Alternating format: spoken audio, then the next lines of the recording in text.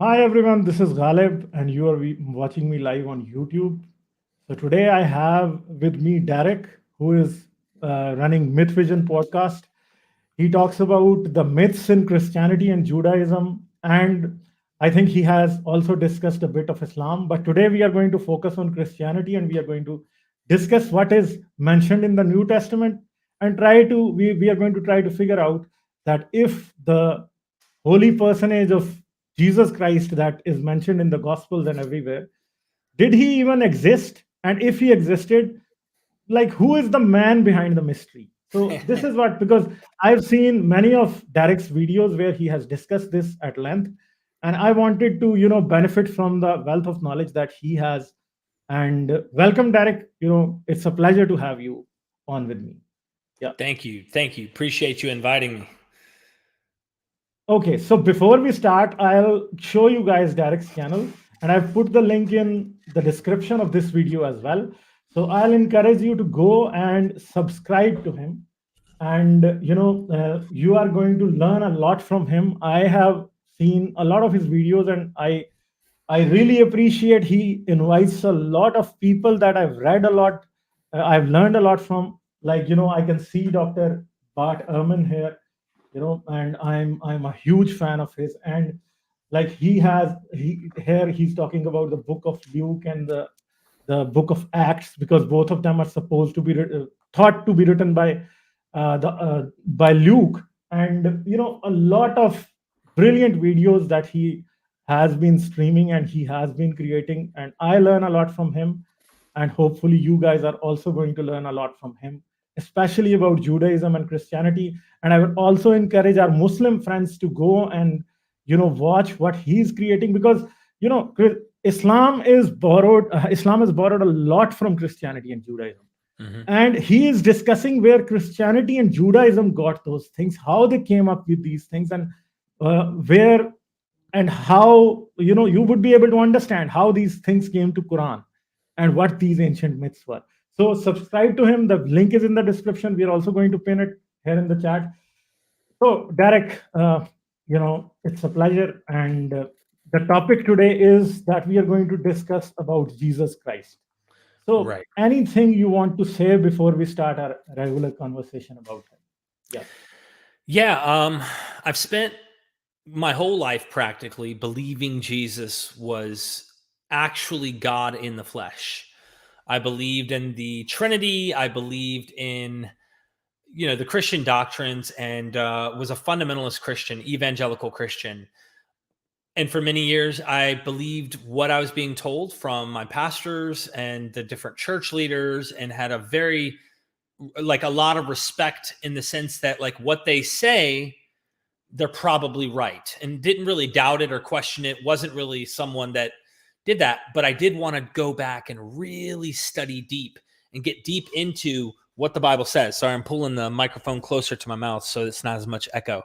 And so what ended up happening is I got excommunicated from the Presbyterian church after I Oh. became a Reformed Uh-huh. Calvinist. And I got in Uh-huh. big trouble with them for studying a doctrine called full preterism. And just so that your Uh-huh. audience may not know what this is, and they may never know, I and also that's, don't know. yeah, it's a little bit of a Yeah. complex issue to get into. But Christians are waiting for Jesus to return. So are some Muslims. Muslims are saying when Jesus comes, he's going to return. Well, in Yeah. the New Testament, a lot of language throughout the entirety of the New Testament depicts Jesus saying himself and his followers, like Paul and other letters that are in the New Testament, the book of Revelation. All of these texts imply that he's going to return very soon, not in thousands of years, not in hundreds of years.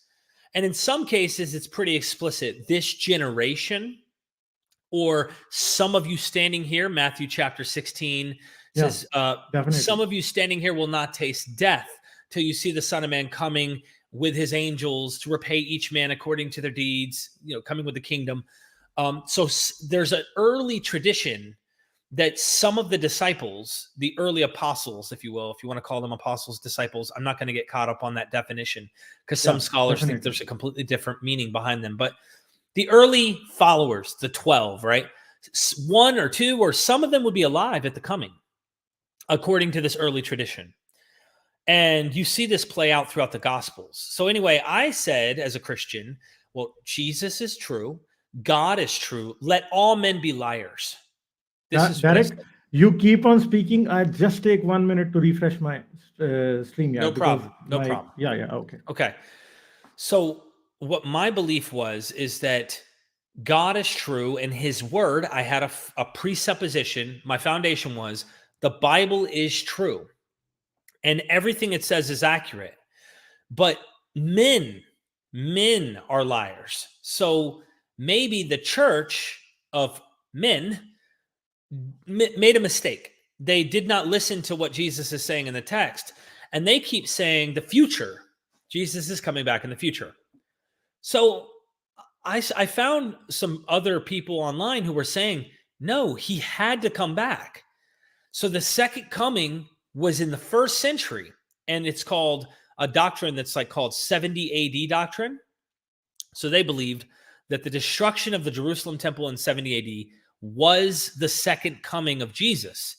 And he came just like Yahweh came against Babylon in the Old Testament to destroy the temple, or to destroy, Babylon. But Yahweh came riding on a cloud.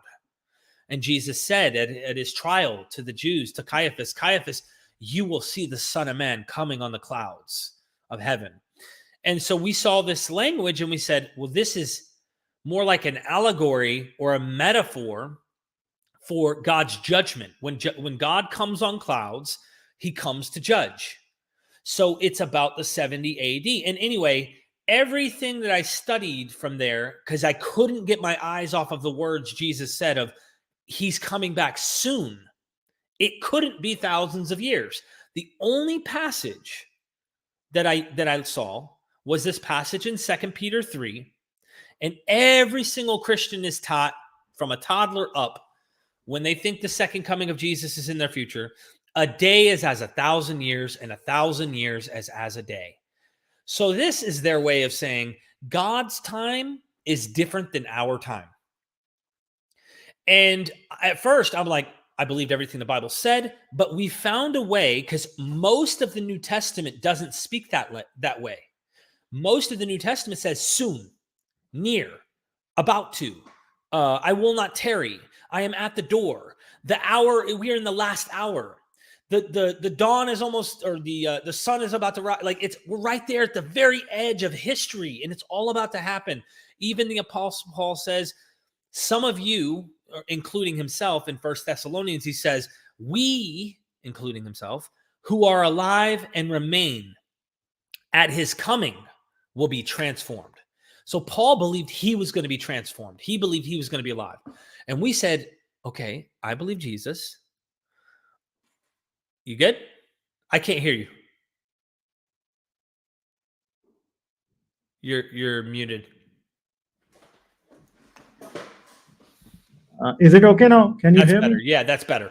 Yes. The problem, I think my mic is the audio processing software. It's doing some problem. I don't know. Okay, so when Paul talks about it, Paul talks like, Jesus is going to come in your lifetime. Mhm. Don't marry your daughters. Don't, no one should get married because Jesus is coming soon. Exactly. So, do the Gospels also say the same thing, or they say something else? Yeah, so they say Mark and Matthew, I'm convinced, are in the same boat in a way. At least they have a very near close apocalypticism. And Luke really tones that down. John does something really different. Yeah. And I think John's late. I think John's really, really late. John is after the 70 AD. Oh, That well we know after. for sure. Well, I think all four gospels were written after 70 AD. But John, I think, is 2nd century. I think it's at least the beginning of the 2nd century. Yeah. Could be. But I also think John is written in layers. So it looks like someone, for example, if you go to the chapter 20 in John, Gospel of John, it ends. At the end of chapter 20, it ends like the end of a book. Then you get to chapter 21 and it starts over. And then it ends like the end of a book in chapter 21 at the end. So it looks like someone added chapter 21 to the Gospel of John for whatever the reasons are. And I have my own hunch on what I think that is. And it has to do with this whole apocalypse. Because the whole chapter 21, they're fishing. It's like a new scene. And then one of them recognizes, I think it's Peter, and he jumps out of the boat. He just swims to Jesus, and they're at the campfire, and they're cooking fish. And Jesus, the beloved disciple, rests on his chest. And then here he is, and he says, do you love me, to Peter? Yes, Lord, you know I love you. And then he does it 3 times. Feed my sheep, feed my lambs, feed my sheep. Then he goes on, and he's like, telling Peter how he's going to die, which might be an indication of an early tradition, maybe, that Peter was martyred or Peter was killed, and how. So he tells him how he's going to die. And then Peter goes, hold up, buddy. What about him? Yeah. Is he going to die or not? How's he going to die? He's going to survive. Yeah. So then this Gospel of John does something clever. And it has Jesus say, if it be my will that he remains until I come, the coming of Jesus, the second coming, what is that to you? Yeah. You do what you're told, feed the sheep. You do the right thing. Don't worry about him. Then it tells you something even more interesting. And the author's writing it. There was a rumor spreading among the Christians that this man would not die. Yeah. But Jesus did not say he would not die, but that he said, if it is my will that he remains until I come, what is that to you? So the author's already trying to fix the problem of what was said in the other earlier Gospels about Jesus saying, some of you are going to stay alive until I come. So can we assume that this gospel was written at the time, this portion of Gospel of John was written at a time when even John was dead? Past 70 AD, John was dead, and this matter was a problem for the people who had written this Gospel of John, and it was a problem for them to explain that why the gospel is saying that he could live. So the beloved disciple, I'm not sure who the beloved disciple is exactly. There are many theories. And I also don't know who authored the Gospel of John. No one knows. Right. The church says that's who wrote Mark, that's who wrote Luke, that's who wrote Matthew, that's who wrote John. But this is definitely well after all of these people are dead. You wouldn't insert that, in my opinion. You wouldn't insert that if it failed. I mean, if it didn't fail. So the reason why they put this in there is that Jesus hasn't come back. Now, I'm skipping ahead because I wanted to paint this story because as a Christian, I had to come to a conclusion because I believed that Jesus couldn't lie and that the New Testament was true, that the church got it wrong, and that Jesus' second coming did happen because Jesus promised. And if Jesus promised, he can't lie. So when I went to church, and I had Bible study with the other people, they couldn't answer. They didn't know how to respond. They just started going, what in the world? Like, that makes sense. Like, how do I deal with this? So I got called into church one day, and 5 elders at the Presbyterian church sat down, and they told me not to speak and to just listen. And they pretty much told me, what you're talking about is heresy, and it is wrong, and you need to repent. And you need to stop talking about this. So they pretty much didn't allow me to give a case or to argue my point. And so I walked away feeling very uncomfortable because I was like, I'm on a pursuit of what's the truth, not what you think is okay because you read these books by reformers in the 15, 16, 1700s. And everything you do is through Martin Luther and John Calvin and John Knox and the Puritans. And I don't care about men's traditions because the Protestants didn't care about the Catholics' traditions. In fact, when they got a hold of all the Catholic miracle claims and they saw what the Catholic Church did, they were really critical. And in fact, they picked it apart and went, that's a lie. That didn't happen. This is false. You guys made this up. Da-da-da-da-da. And that's when they had the split. And they became Protestants. What is a Protestant? A Protestant against the church. The Catholic Church, Right. And they weren't wrong for that. But then certain Protestants took that knife that they were cutting into the Catholic Church and they started to put that knife into the Bible. When they put it into the Bible, they started realizing, oh no, we have a problem. This doesn't line up with this. And it became what it became over time, post-Enlightenment, was we need to find out who Jesus really is, because not every picture of him in the Gospels is accurate. Like they can't all be right. Because they're contradicting with one another. Contradicting, and I'll give you one example just so that people who are watching understand. The earliest gospel, Mark, in that gospel, Jesus is terrified. He not only has anger throughout the gospel, you see a lot of anger that comes from him, but you also see fear. You see shock. He gets on the cross at the very end of his life, and he makes a cry. And his cry is, my God, why have you forsaken me? Now, you might ask me, did he really say that? I don't know. Yeah. And honestly, I have a huge question mark on if he even said that. I don't know. And I don't pretend to know.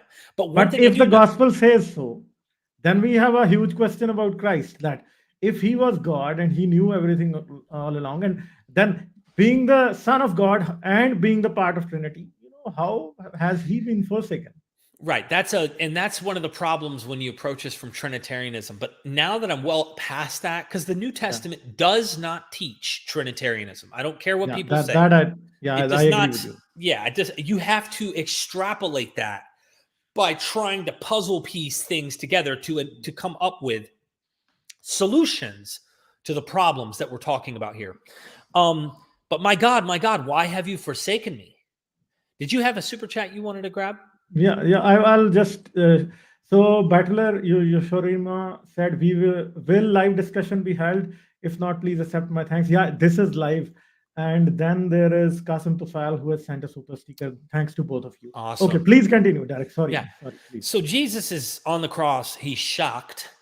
He didn't realize, it seems like he's like, what the heck? God forsook him. Maybe he thought, that he was supposed to be rescued. I don't know. This is a lot of questions people ask. But when you get to the Gospel of Luke, which is later, in the Gospel of Luke, Jesus doesn't show fear. He doesn't show anger. Like, he doesn't have these human emotions you see in... it's a different person.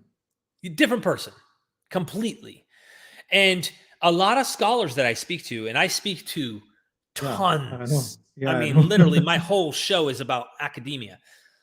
And they point out how Greek and Roman, how this author is most likely painting a picture of Jesus to combat, to engage with the gods and the heroes like Hercules and all of the other Greek figures in the world, to make Jesus better than them. And so when Jesus goes to die, what does he say? My God, why have you forsaken me? No. He says, Father, into your hands I commend my spirit. Like he has power, and he has the power to just say, all right, it's time. Give his life now away. you have my spirit here. And it's like, whoa, that's a completely different end to the life of Jesus, where he's not afraid. In fact, he has power over the whole thing. And he's like, here, into your hands I commend my spirit. Now, he can't have ended and gave up his ghost and simply... Christians like that harmonize the New Testament. They want us to believe that Jesus said, my God, why have you forsaken me? Father, into your hands I commend my spirit. They want to put them together. But when you try to do that over and over and over in all of these problems, in these places, it just does not work. You run into problems. So there's a different picture for Jesus. In every gospel, you get a different picture. Okay, so Derek, do you think that any of the gospels can be said that it's more accurate than the others? It is more historical rather than more mythical or legendary. Do you think? So most of the academics I talk to, they think, okay, so first off, let me give you an example outside of the New Testament. Mhm. Plutarch, Herodotus, these are historians. Yeah. These historians wrote things, and they also sometimes would embellish their writings. They would enhance, put legend, add details that aren't there. Their bias would come in, or their accounting of the oral traditions from certain communities. Like there's a community called the Gittai in book 4, chapter 94. I think it's book 4 in Herodotus, where he talks about this god figure named Zalmoxis. And Zalmoxis was like a deity. Well, he seemed to be a man, and he tells a story about people getting immortality and living forever. And then one day he goes down into the cave under the earth, and they think he's gone for 3 years. He comes back up. They thought he died, but they say, oh, everything he told us before is true. There's like this story, and you have to ask yourself, did Herodotus really know this, or did Herodotus talk to people who believed something like this and then kind of put this together? Because then he adds his own notes in there, and he says, well, while I don't believe that Zalmoxis is really rose from the dead, or like came out of he didn't believe the story of Zalmoxis. He said, we still want to be honorable and respectful. And he wrote this in his history. My point is, I think that the gospel authors are not anyone who was there with Jesus. None of them. I think that they're learning about traditions from people who were Christians, who followed Christ, who believed in Christ, and also were inventing narratives about him. So I say all that to say that if I were to say which gospel was probably more accurate, it would be Mark and Matthew. And I think that there is pieces in these gospels that may go back to a guy. I used to be a mythicist, and I used to think Jesus was completely invented and there's no historical Jesus at all. Yeah, I was also there at some point in the past. Yeah, and I get it. I understand the position, and I totally understand why people would take that kind of view. You got to get down into very, very detailed material in Paul, and why they say Paul only ever knew of a heavenly Jesus. Yeah. And therefore they say, since Paul only knew a heavenly Jesus and we have no other early material from the apostles, that, well, the apostles must have never known of an earthly Jesus. And then they make these cases to try and argue that. For me, the most less ad hoc Occam's razor position to me, and this is me, you might be different, the viewer might be different, is there was a Jewish apocalyptic figure that was named Jesus, who was actually crucified by the Roman Empire. Jews may have not liked him, especially if he was anti-temple, as it seems he's portrayed not only in the Gospels, but when we read the Qumran material from strictly ascetic, messianic groups like the Qumran. They did not like the temple priest. They did not like the practices of the temple. Jesus is constantly complaining about them in the temple. And here he may have disrupted something on a Holy Week, which was one of the most holy weeks of the year. And the Romans don't play that crap. So because they were collecting taxes from the people who were in the temple at that time. This makes perfect sense then. And maybe I'm getting ahead of myself here. Maybe that is what he was, crucified. Yeah, I think, well, they definitely were doing more than just getting taxes. That was one part of it. But according to the way it's painted, is they were corrupt. They were taking money from people and acting like, oh, that lamb that you brought, it's got blemishes. You have to buy our lamb because yours isn't perfect. If you bring an offering in the temple to have it sacrificed and it has even the slightest issue or blemish, the priest would say, nope, doesn't count. You have to buy one of ours. Don't worry, we'll take yours off of your hands and make you spend money just to buy another sacrifice in order to have a burnt offering.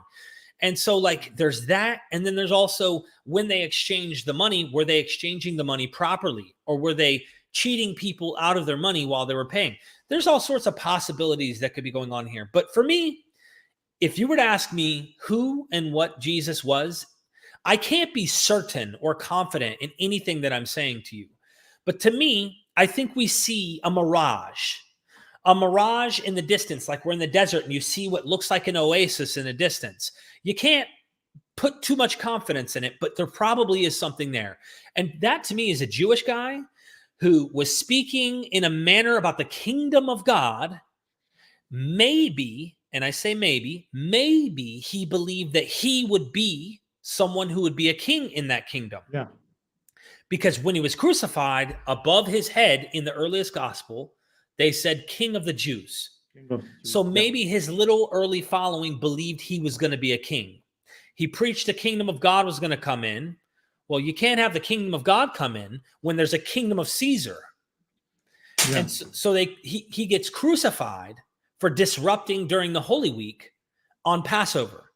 And everyone who reads the histories, Josephus, you can read about what was going on during this week. Also, Philo of Alexandria talks about this, how Pontius Pilate did not play games with Jews. He hated them, in fact. He didn't like them. And he would actually go out of his way to raid Jews and like attack them. He would find ways to find attacking on Jews. Long story short, during the Holy Week on Passover, the Jews are not just there to celebrate what happened thousands of years ago in Egypt in their minds, or 1,000 whatever years ago. They went there to celebrate their own freedom. So while they're in there talking about how God brought them out of Egypt, they are also very nationalistic, and they're hoping God will not only did he bring us out of Egypt, he's going to bring us out of underneath Rome, underneath all of these Gentiles, the nations, and we will have our land again, and we will be ruling again on earth as God promised. So the kingdom of God is supposed to come in, and that attacks Roman ideas. He gets crucified. His early original following, in some way, shape, or form, in my opinion, believed he was still alive after he died. Mm-hmm. They believed that he's still alive. And listen, this is not ridiculous. It may sound ridiculous to people like us in the 21st century. What do you mean he's still alive? Well, no, but if you study any science, the most common experience people have in any situation like this is when a loved one dies, they thought they heard, or they thought they saw, or they felt their loved one, but the loved one's dead. So it's natural. And we do it all the time. Our brains don't turn off when someone dies and we just say, oh, they're gone. That's it. So it's not a huge step to realize why deities or loved ones are still alive. And in those days, when a loved one died, it was not uncommon for you to go to the grave and to bring a plate or bring water or something, because they believe that they're still eating and they're drinking and they're still alive in some way. Well, in Jesus' case, you do have an empty tomb story that gets inserted. Yeah. So they'll go, and, there's no body. Just want to add one thing here. Yeah. If, for a loved one, if you don't see the dead body, you don't believe that they're dead. It is true for many people that I know, because you don't see a dead body. One of my aunts, she never saw my grandmother die. And it was most difficult for her to move on because she was not in the country at that time. So it was the most difficult for her to move on. And sometimes people just deny that, okay, that person is not dead, you are just lying. Mm-hmm. Maybe this kind of psychology also played some role. We don't know. Right. But maybe there was something. Yeah. Yeah. I mean, well, even if they're buried over there, and like the experiences that people are documented by psychologists and people that they come and they say, hey, I need to come talk to someone professional. I keep hearing my husband, or I keep seeing my husband, and I know he's dead. He's in that tomb over there. It still doesn't make them think they're not alive. And so you can imagine some people who may not have seen where they buried him or don't know where he was located, then they believe, oh, he's still alive. They don't know what tomb. The gospel paints it, and not Paul, the early gospel paints it that the Sanhedrin buried Jesus. And it also paints it that the followers of Jesus were terrified because Joseph of Rome, Arimathea, but who was a in part of Sanhedrin.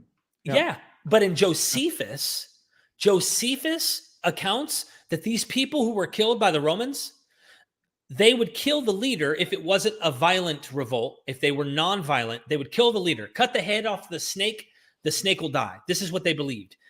They killed the leader, and the followers were threatened by the death of their leader, so they would hide or run. If it was a violent revolt, they would have killed all 12 disciples and Jesus. They would have found them. They would have tried to kill them. But because it wasn't violent and non-violent, according to what most scholars think, they killed Jesus. The followers ran. How would they know where he was? Paul doesn't mention all this detail. Paul leaves out a lot of this stuff. So a lot of mythicists think it's all invented, all of it. It's all created. And I'm not thinking that anymore. It's not implausible, but it's not where I'm at. You know what I mean? It's what I think is there's definitely some kernel here. And I've come to that conclusion for many reasons. But I also want to paint a picture, before we even go further on Jesus. In this period, Jews were not what we think of today. We have Judaism and then all the other religions, and it's like completely distinct. Jews in this period, a lot of scholars are recognizing, were very Hellenized. And what that means is that they were influenced by the known Greco-Roman world. Roman culture, yeah. They know the gods. They know the traditions. They're aware of the stories of the gods. They live in a world where the competition is all these other gods. And they know the name of those gods. They see it on every street corner. They're always engaging in them in the major cities. And so you have to consider that when you think about it. One scholar, John Dominic Crossan, said that if Muhammad had tried to start a movement in the first century, if he did not say he was a son of God, he would never be nobody. Nobody would have gave a crap at all about him. Because in the first century, if you were not a son of God, you were a nobody. A nobody. You were nobody. That makes a lot of sense. But since in the 7th century, you see, so I'm trying to paint a picture of the first century while we get into this. Yeah. Okay. So let's come back to first, to the start once again. So, 2 of the Gospels mention that he's born of a virgin, but the other 2 don't. Right. Mark, which is the first Gospel, doesn't even say a word about his birth from, a virgin. Paul never says anything. The book of Revelation doesn't say anything. I don't think so that and none of the letters say anything about virgin birth. Not from Paul, not from any other disciples. Book of Revelation doesn't say that. Book of Acts doesn't say that. But there are just 2 Gospels, Matthew and Luke, that say that he was born of a virgin. So do you think initially even there was a community that believed that Jesus was born of a virgin? Did any of the disciples even believe that, or this notion comes much later? What do you think about that? Oh, 100%. Yeah, no, none of them. I don't think for a second any of the original followers of this movement believed he was born of a virgin. And I don't think that Paul thought that he was born of a virgin. I think this is a later invention by the Gospel of Matthew or Luke, whichever came first. Most scholars that I talk to think that Matthew came first and Luke came after. But either way, you only find this in Luke and Matthew. Yeah. And even their genealogies contradict. They don't agree. Yeah, there's all sorts of differences. But the idea of having someone born of a virgin fits within the genre of the larger, broader Greco-Roman world. So you want him to be born of a noble birth and having divine precedence to his birth. Even if you read, bear with me here. If you read Suetonius, Lives of the Caesars, and you turn to the chapter that is about Augustus, and you go to read the deified Augustus, you go to read about his portents, which is, the miraculous claims and the prophecies and all that fun stuff. When you go into that, for example, and now I'm just going to read you some. It's really interesting. And now that we are on the subject, it would not be irrelevant to add an account. This is about a Caesar Augustus written by Suetonius, one of the historians, And you would think, oh yeah, if I read Suetonius, I'm going to get pure history, all the facts, right? But we don't. That's not how they write history. Even most historians didn't write the way we think of history is like exactly what happened. No, they write with the style, with the genre that they're taught how to do. So he says, now that we're on the subject, it would not be irrelevant to add an account of the events before his birth. On the very day he was born, and subsequently from which could be drawn the hope and expectation of his greatness and enduring good fortune. When in ancient times part of the wall of Villatre had been touched by lightning, this was seen as a sign that a citizen of the town would one day be ruler. Bolstered by this, the people of Villatre immediately waged war with the Roman people, and on many subsequent occasions too, almost to their own destruction. Finally, however, it became clear that this event had been a sign portending the power of Augustus. Julius Marathus records that a few months before Augustus was born, a prodigy was generally observed at Rome, which announced that nature was bringing forth a king for the Roman people. The Senate, now hear this, in the Gospel of Matthew where it talks about the Sanhedrin are going to try and, or Herod is trying to kill Jesus. Look at this. The Senate, he continues, was most alarmed and agreed that no child born in that year should be raised. However, those whose wives were pregnant ensured that the decree was not registered in the treasury. Don't tell them we're pregnant. Don't tell them we're having a baby or they're going to kill them. Since each hoped that the prodigy referred to his own child. I read in the books of Asclepiades of Mendes entitled Theologigemina that Attia, attending the sacred rites of Apollo in the middle of the night, had her litter positioned in the temple and fell asleep. While the other matrons were also sleeping, all of a sudden a serpent slid up to her, then quickly went away. On waking, she purified herself as she would after sleeping with her husband, and at once there appeared on her body a mark in the image of a snake, and she was never able to get rid of it, so that ever afterwards she avoided going to public baths. Augustus was born 10 months later, and for this reason is believed to be the son of Apollo, the son of a god. Anywho, that's one example. Bart Ehrman has a course coming up this December that's actually on other virgin births. In this case, the snake slithers up, which is a symbol of Apollo.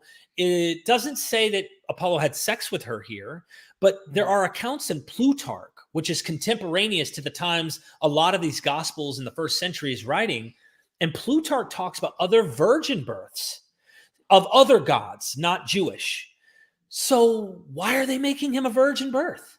Well, it's the same reason that Muhammad in the 7th century, I'm using an analogy for your Muslim audience, the same reason Muhammad was like, no son of God, because in that time, in that place, they weren't doing that. They wanted to go against these ideas.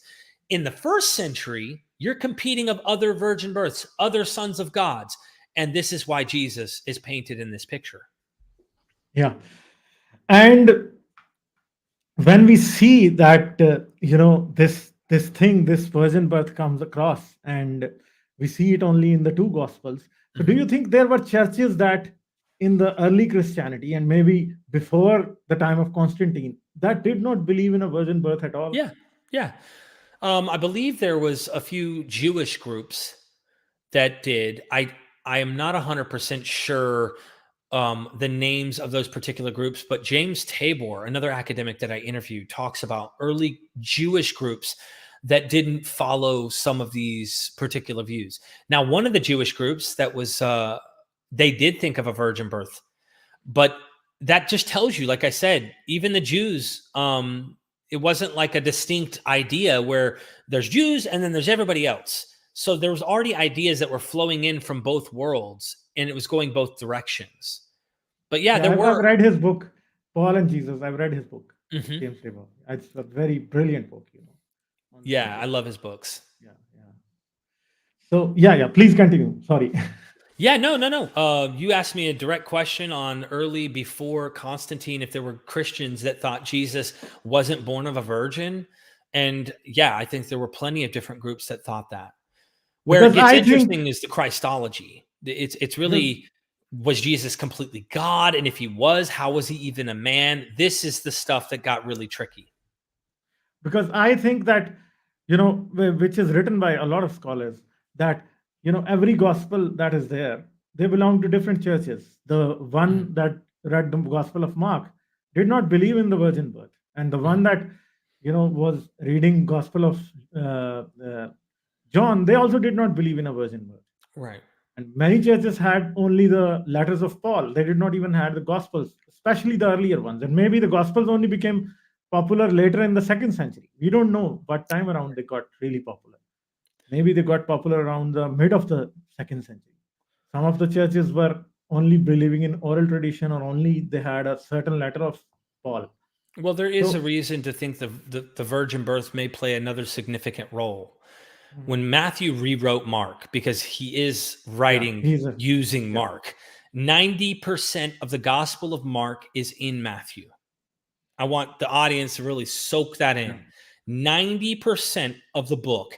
If we were in a modern institution and you were in the same class as me, and I turned in my paper and my paper looks 90% compared to yours, someone's cheating. Exactly. Now, in those days, there's no copyright issue. This isn't a problem. But today, since we have Christians who assume that, oh no, these gospels are really what happened and everybody in it is giving accurate accounts of different witnessing and all that. The Gospel of Mark is clearly being used by Matthew. Now, my point is, in Mark, Jesus is being baptized by John the Baptist. Number one, that makes him a subordinate. That means if I'm being baptized by you, you're my teacher in the 1st century. But it's worse than that. It's not just that he got baptized and John the Baptist was greater than him. It's he's being baptized for the remission of sins. Jesus needed to be baptized for sins. I thought he was sinless. See, we're reading into the Gospels from our Trinity and from all of our later, he's perfect and never was sinner. There, he did nothing wrong. But in Mark, he is being baptized for the remission of sins. In Matthew, you have him born a son of God. Remember, in Mark's gospel, once he gets baptized, it's only once he's baptized that God, the adoptionist view, where God says, you are my son, in you I'm well pleased. Now, I whispered that because I just found something out that I never knew. James Tabor did this in a course on Gospel of Mark that I'm actually going to be selling on Mythvision, because I sell courses too. And these are academic college level courses. And I'll definitely like to take Bart Ehrman's course. If it's online, I'll definitely love to have his. Oh, they're all online. Definitely give me. Yeah. I have Bart Ehrman. I have M. David Litwood. The one I've got coming up is James Tabor. I got to edit it. I have one with Del Allison Jr. I've got a lot of scholars I'm doing this. So I think we have to. Yeah. Sorry. Please continue. Just to finish that one point is that in Mark, we all, when we were Christians, used to believe that Jesus comes out of the water, the Spirit descends like a dove, rests on his shoulder or his head, wherever, and then this loud voice from heaven says, behold, this is my son, in whom I'm well pleased. That's not what Mark says. We have to stop reading the whole picture or other gospels into other gospels. In Mark, the Greek says that the Father spoke to Jesus, only to Jesus. Nobody heard it. And he says, you are my son. In you, I'm well pleased. In Matthew changes it. And he says, this is my son in whom I'm well pleased. Because in Mark, the whole gospel is about the secret Messiah. And every time he's like, shh, don't tell anyone. Don't tell anyone. Don't tell him who I am. Don't tell him what I did. Don't tell him I did this. And even when he comes down from the mountain of the transfiguration, where they're like seeing him in his glorified state, he says, go and tell no one. Don't tell anyone.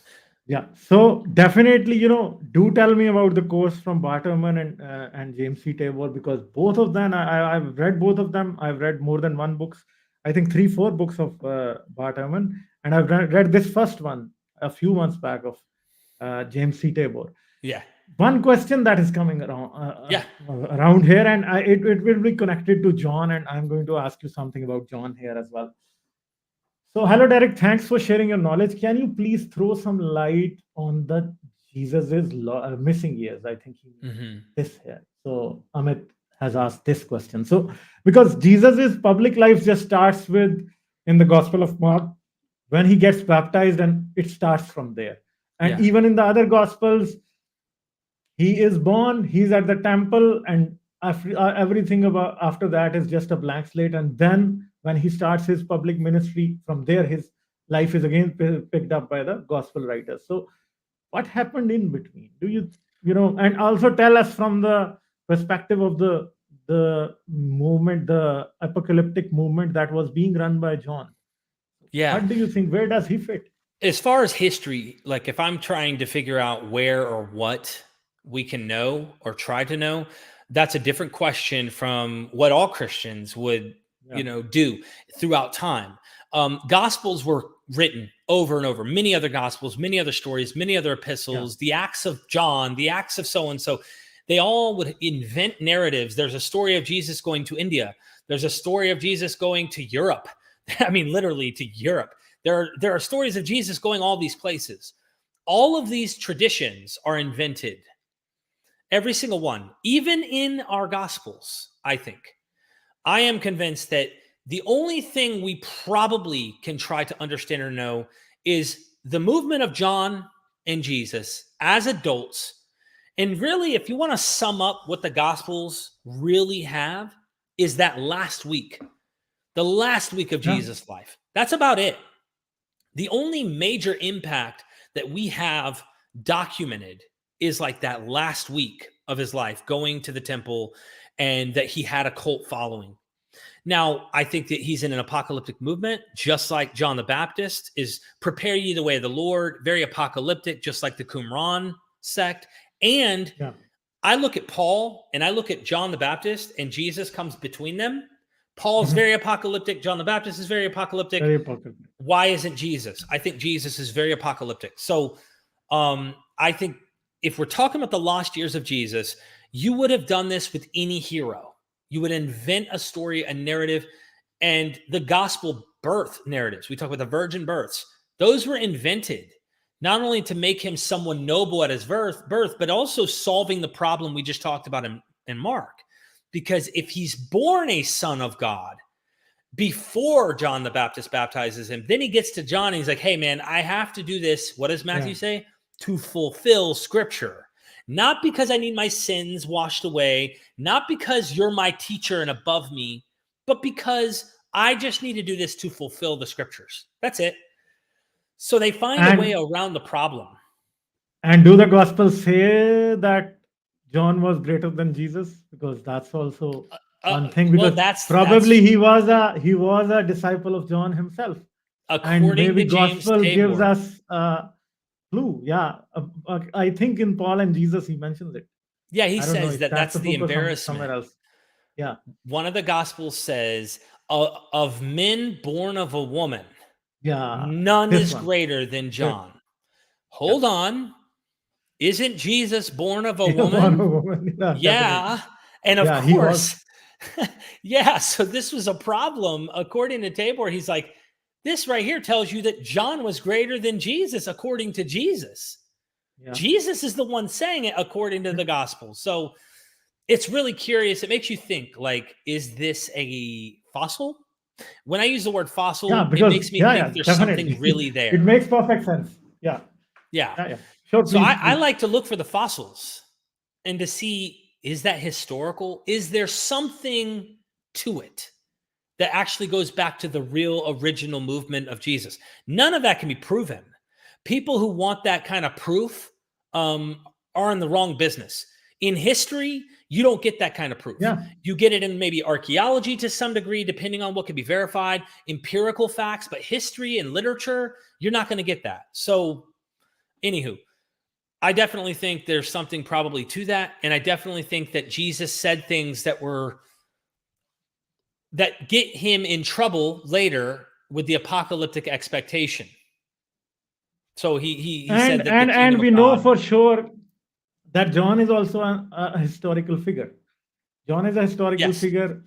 Paul is a historical figure. Jesus himself, you know, I now believe that he was a historical figure. We know Right. whoever he was a historical figure. So I think that if there are missing years of Jesus, maybe he was following, you know, John at that time, like Peter was, I or mean, other I don't disciples think were. it's wrong to think he was born in Nazareth. But as far as Yeah. like when he was 12, he was in the temple schooling all the rabbis. Come on. You would say that to make him better and greater and smarter than all the Jews. You would want to say that. But he's not the only young prodigy that taught and schooled everyone. That story I was reading about right here in Suetonius about Augustus. Augustus was like the smartest, wisest, best guy. Some of the rabbis later in the Talmud or the Mishnah, I can't remember, but they would talk about how when the Messiah comes, he will teach us even what each letter means in the alphabet. Like everything, he'll know it all. Well, if you're going to have a Messiah, you want to make sure you say, hey, he knows more than everybody. He can teach you even the meaning of letters and all of that. So this is invented part of the narrative.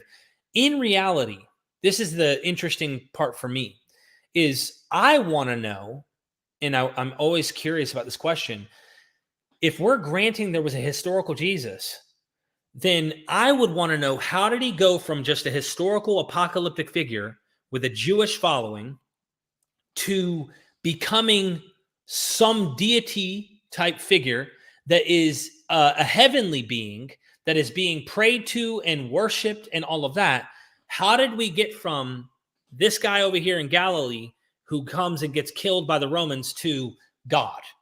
And I know we can kind of paint that picture, but we can't really. There's a lot Yeah. of missing information and we don't have a lot of data. Yeah, because about anything that is difficult to investigate, you know, it is easier to tell what is a lie than to tell what is the truth. Because we can tell, okay, this thing is written in the gospel, it is not historically accurate. Probably this is a lie, but we Yeah. will never be able to tell that what the truth of the matter truly was, because you know we don't have evidence for that. So, Derek, there's a question for you, Yeah. dear Derek. What was the name of the author of the book you mentioned about Caesar? Oh, right here. Suetonius. So Suetonius was a early 2nd century historian. Well, Cheryl knows that.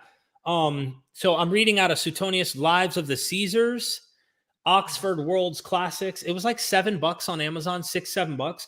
A new translation by Catherine Edwards. And specifically, I went through the chapter on Augustus, and it's a blast. It really, like that, when I was reading you about the portents and the Senate and all this, it gets even crazier. Like the story about him gets even more wild, and you're like, whoa, what in the world is this? So that's the book. I encourage everybody to read, to learn about this. It's fun. I like to know So, this stuff. Cheryl, thank you for the super chat. Thank And you. Sumotheist is saying, love seeing ex-Christians from across the seven seas come together, not in the name of Jesus, but in the name of reason. You know, that's really brilliant. Welcome, brother Derek. Great stream, Derek Paji, the whale. So Derek Paji, the whale means that, you know, praising Derek here. This is basically from Thank you. our mother tongue, Punjabi. I speak Urdu, but Punjabi is my mother tongue. You know, maybe you live in the US, you happen to know a few Punjabis from India or Pakistan. I don't know. So, Yeah, thank you you know, for thank that you so super much. chat and the Yeah. compliment. I really appreciate it. Yeah. So, Derek, you know, everything comes across. So, why do you think that the Jews in that time needed to build a Messiah figure, or they they were so desperate to believe in a Messiah figure that would have risen from the dead? What was the need? Why were they so desperate at that time? You know, I know you would have to, you know, improvise a lot here. I'm not Yeah, there's a expecting an lot exact of. answer from you, but We got to go back a few centuries. You know, I mean, there's a book. Bear with me 1 second. I prefer to get books to recommend people. yeah, you are going to put me on a reading path. I don't, you know, When that's Prophecy brilliant. Failed, okay? Yeah. And this is called When Prophecy Failed, Cognitive Dissonance in the Prophetic Traditions of the Old Testament by Robert P. Carroll. It's kind of dry. So he doesn't have like a poetic writing style. It's very blunt and dry, but it's into the information. The contents go into the prophetic traditions in the Hebrew Bible, interpreting the prophetic traditions, the setting of prophecy, the structure of prophecy, the status of the prophet, prophecy and tradition, interpreting prophetic language, the logic and of question and answer, dissonance theory and the traditions, the theory of cognitive dissonance, an outline of dissonance theory. Anyway, I recommend this because according to this author and many others, John J. Collins, you name it, the Jews have been wanting for a long time to finally rule and reign like King David, according to their stories, that King David ruled this united kingdom, and another Messiah figure would come and they would stop having to be under all of these nations. Think of it. According to their own story, their traditions, they were under Egypt. They were beaten up by Egypt, taken in and slaves, and they finally get out. Assyria kicked northern kingdom's butt. Southern Judah was conquered by Babylon. Babylon gets defeated by the Medes and Persians. So they're now under Persia. Persia had a certain plan where they allowed the people to go back to rebuild the temple, and it was part of their political machine. And what do they call him? They called him Cyrus the Great, the Messiah. Okay, so he was a savior type figure of Israel to allow them to go back and build the temple. Non-Israelite, who was a Messiah of Israel or Judah, but either way, they were like hijacking the term Israel for themselves. So here Persia's conquering. Then you get the Greeks. Goodness gracious, Alexander the Great came in. He changed the world. All of the Jews are underneath the Greeks, and they're being impacted. And there's different thoughts about how Jews felt about this. But once the Greeks are gone, the Romans. And so they are finally saying enough is enough. And their patience is running thin. You had what happened with Antiochus Epiphanes in the 2nd century BC with the temple. I think he slaughtered a pig on the altar, which is like the most desecrating thing you can do to the Jewish temple, is take an unclean animal like a pig and slaughter it on their altar. So they are sick and tired of being sick and tired. And their God, see, I believe that all of the images we see about God are reflections of man. So anytime, thus saith the Lord God, it's really what the Israelite or whoever the authors or the priest or whoever's writing this text, what they believe and what they like is what God likes. So God always is the perception of man. And at this time, the Jews are tired. They're sick and tired of being sick and tired. So God's sick and tired. And guess what? God is going to come and change the game. So they start having more of a destiny where it's not a conditional thing. See, in the Old Testament, there are texts, if you obey me, if you do this, then I will do that. The apocalyptic stuff in late Second Temple Judaism started heading down the path of no matter what, God is going to come and he's going to change it. And it's happening soon, no matter what you do. Now, you might want to get right, though. You might want to change your path. You might want to do the right thing now because God's coming no matter what. And when he does, those who are wicked are going to get their butt kicked. I'm trying to be not cuss. Going to get their butt kicked. And and those who are righteous will be rewarded. Yeah. And that's happening soon. So this is what starts to happen. And then 70 AD comes in. Boom. Rome crushes them. Then Bar Kokhba comes in. Boom. Yeah, Rome again. Finally, rabbinic Judaism is birthed after the war in 70. And Jews themselves say, no more. We are sick of the apocalyptic stuff.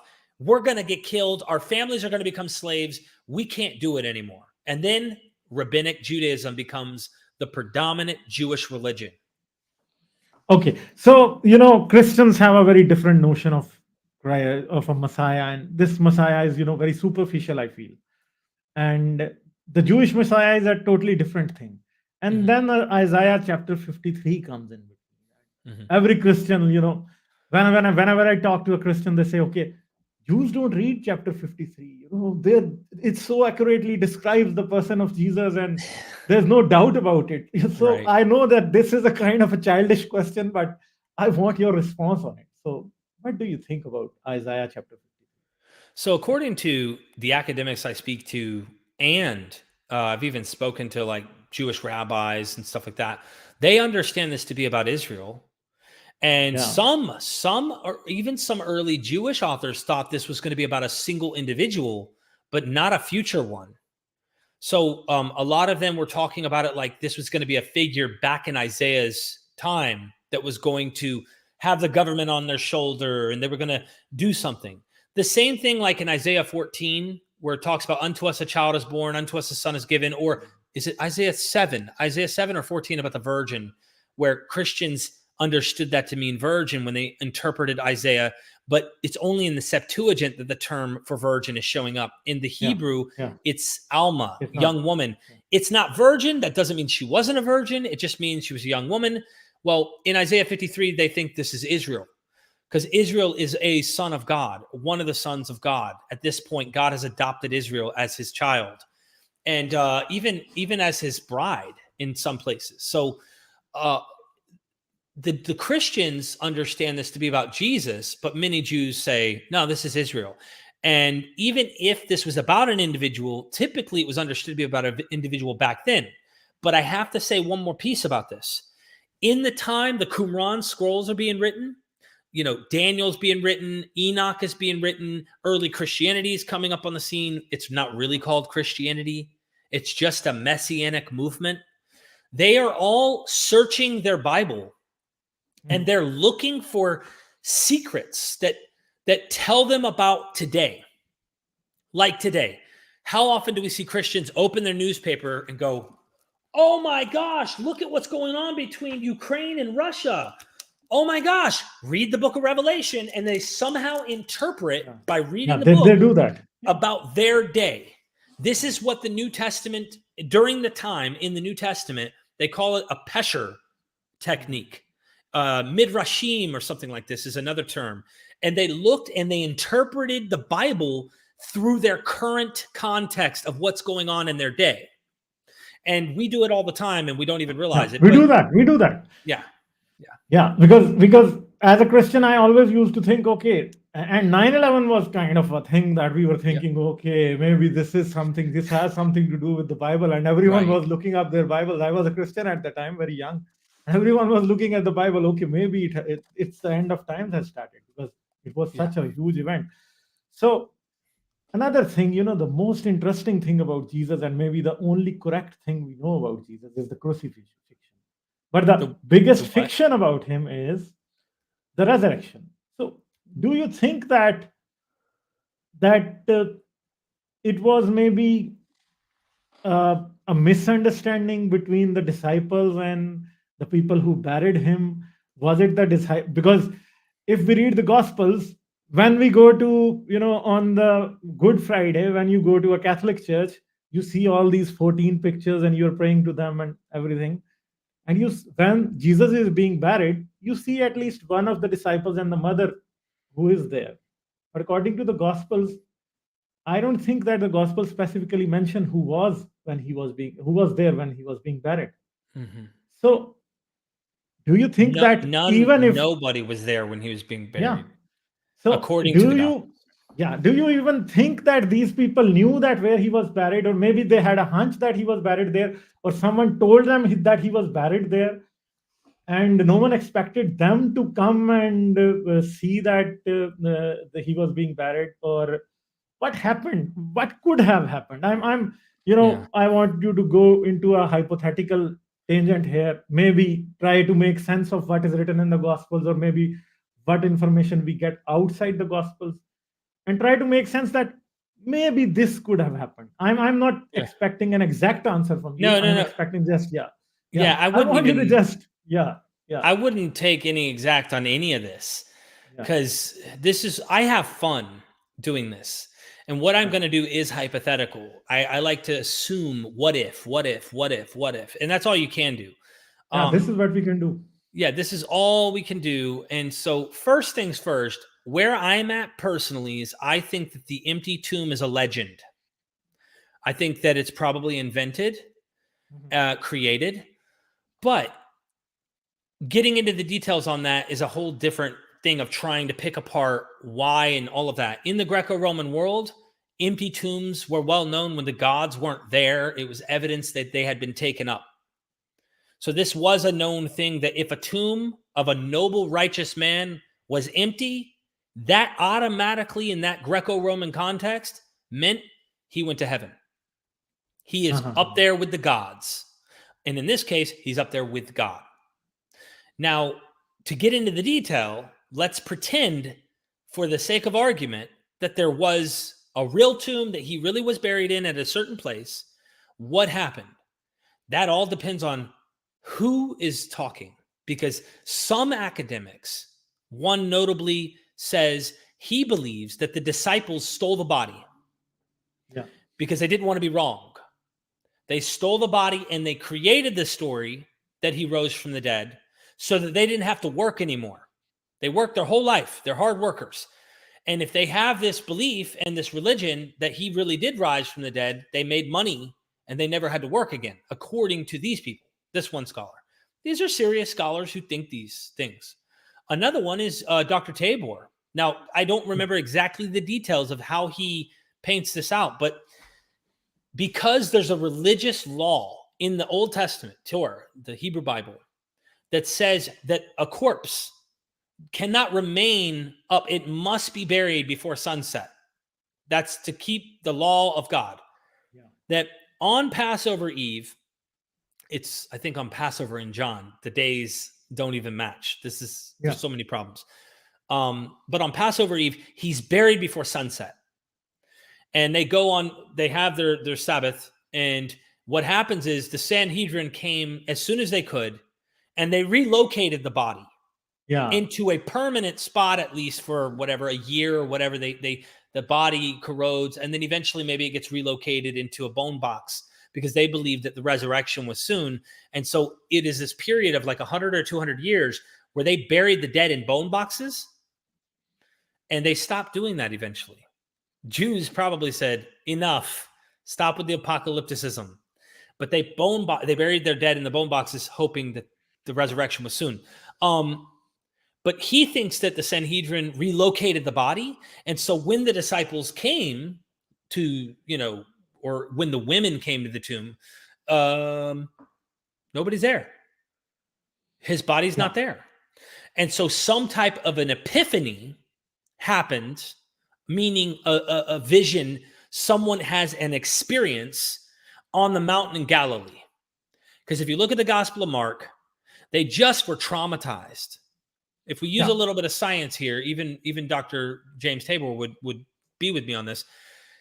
If you take some of the accounts, even some of the later accounts, after Jesus dies, they go off and they mourn his death. And when you're mourning, you fast, you don't eat. They're probably not celebrating. You only eat when you celebrate. They're not celebrating. They're traumatized. So they're probably not sleeping good. They're probably not eating good. They probably are traumatized. And the most fragile, sensitive state you can be to hallucinate is in that kind of condition. So now they go off into the Galilee and they have an experience out in the mountains somewhere in Galilee, and they think they saw, oh, look, what's that in the sky? Or who knows what it might be? Who knows? Like Fatima. It could be like anything. And then they say, he rose from the dead. We know it. We had an experience, just like other cults that have experiences. And they go off and they tell the story. And notice something. Nobody, that's a great point, D. Great point. Each gospel tells you a different and people, the early gospels, the disciples don't go to the tomb. In the later gospels, Peter's running a race into the tomb. Wait, hold on, something's not adding up. Peter and John are having a race going to the tomb. But in Mark, it's like all the it's not even there. Nothing is mentioned. Exactly, and so.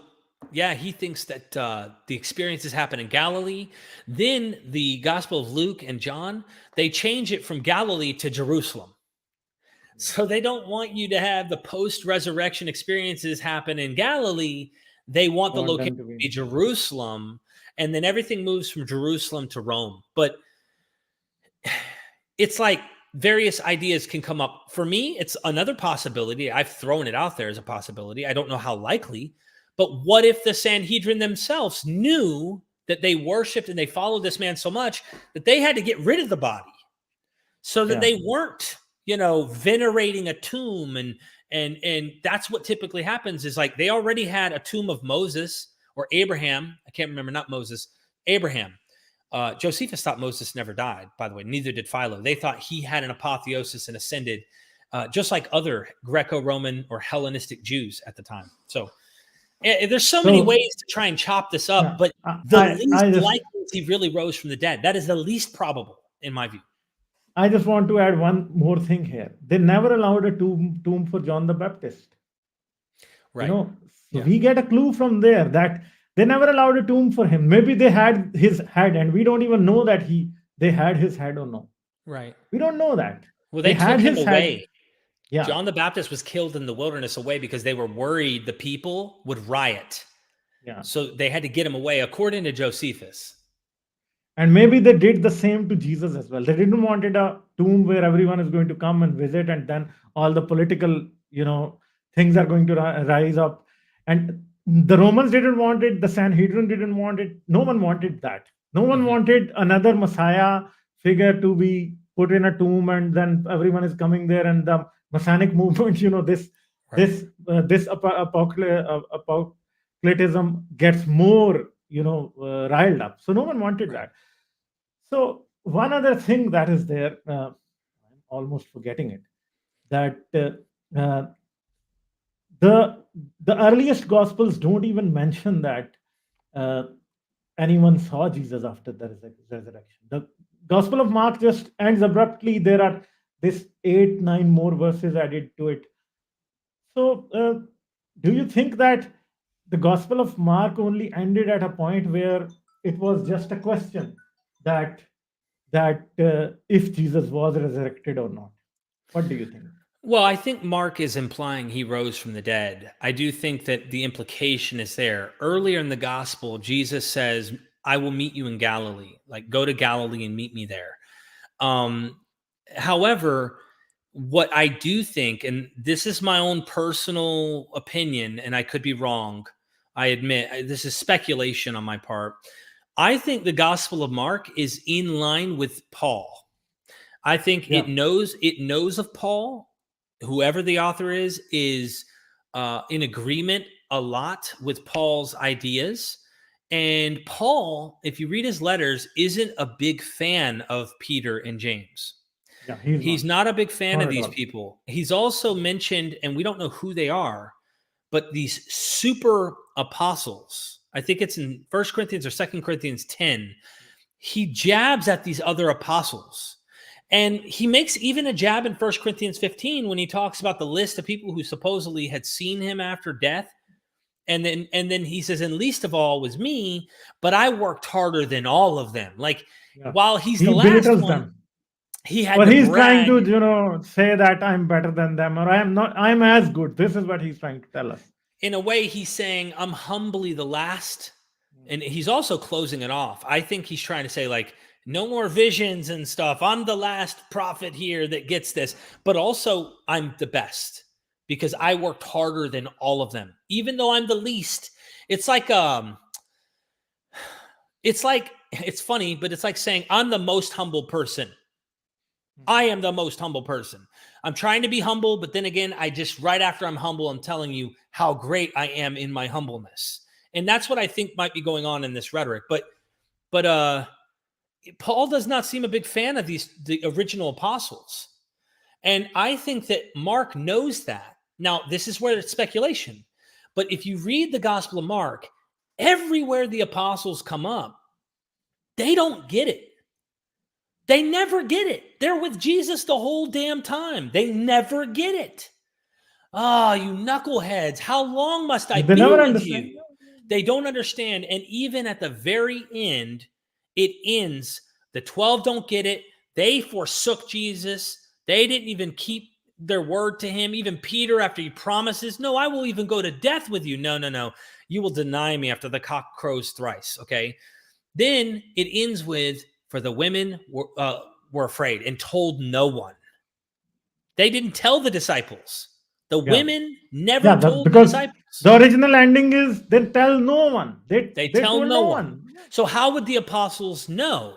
Well, Matthew, the gospel that uses Mark, has the apostles know and go to Galilee, and that's how they found out he rose from the dead. They add in the Galilee tradition.